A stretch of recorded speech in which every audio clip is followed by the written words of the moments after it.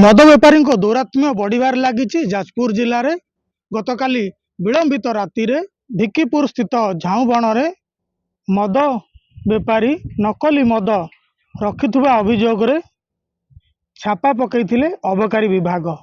किंतु केते साहस देखंतु, मद बेपारी अबकारी विभाग किछि कर्मचारी को ताला पकई अटक रखिथिले, जहा वर्तमान शुणिया पाई मिलुछि। एवं ए नहीं अबकारी विभाग कर्मचारी माने जाजपुर रोड थाना को अभियोग करथिले बा फोन जोगे जणाइथिले एवं जाजपुर रोड थानार अधिकारी जाई तांकु सेठारु मुकुलाइथिले। तेबे वर्तमान परिस्थिति रे प्रश्नवाची सृष्टि होउछि जे मद बेपारी एते प्रोत्साहन केउठु मिलुछि बा एते साहस कोउठी आसुछि। जेतेबेले देखिबा विगत दिन रे पूजा पर्व पर्वाणी रे सब मद दुकान बंद थिला बेले सेही झाऊबण स्थित मद दुकान टी खोली मद बिक्री करुथुला एवं खुलम खुला मदर बिक्री करुथुला।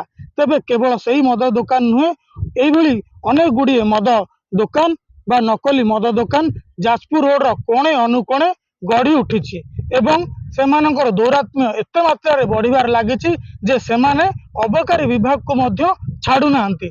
जहार आज उदाहरण झाऊबण स्थित जो मद बेपारी से तांको अटक रखिथिला बोली जहाँ शुणिया पाई मिलुछि।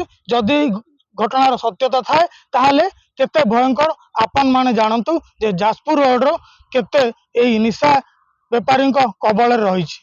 तबे आगामी दिन में जदि आंको दौरात्म्य को उपरिस्थ अधिकारी नजर अंदाज करती तेबे यह दिन को दिन आहुरी बढ़िबार लागिबो एवं यही मद बेपारी दौरात्म्य बढ़िबार लागिबो। देखिबा जदि आमे कहिबा जाजपुर रोड व्यासनगर पौर परिषद स्थित कलिंग जो रॉयल कलिंग जो होटेल रही से सम्मुख जो नहका गोलई छक रही से सम्मुख रास्ता उपरे गोटे मद दुकान खुलम खुला भाव में ठिपी खोली बिक्री कर मद देखा मिलूँ एवं ता साइड रे आउ गोटे मद दुकान खोलिबार लगी।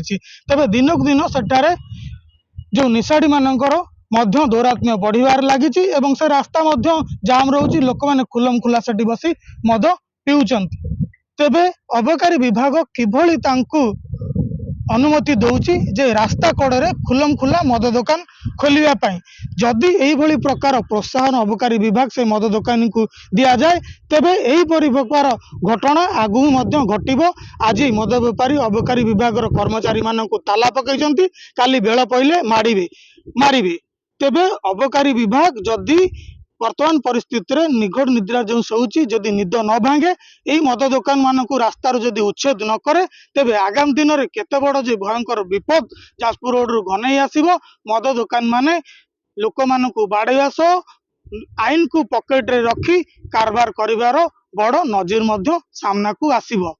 तेबे देखिया पाई बाकी रहिला एई जो ताला पकईथिले अबकारी विभाग को जांकी जाजपुर रोड पुलिस रो अधिकारी माने तांको मुकुले की आनिचंती।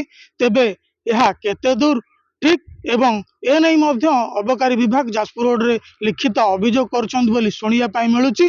जदि यही घटनार सत्य थाए तेबे यह आगामी दिन में बहुत बड़ धरण विपद को डाकी आनियो बोली जहाँ आलोचना हेउछि। तेबे देखिया पाई बाकी रहिला उपरिस्थ अधिकारी केबे एही मद दुकानी मानक उपरे रोक लगाउचंती एवं तांको दौरात्म्य को केबे रोकिबारे सक्षम होउचंती।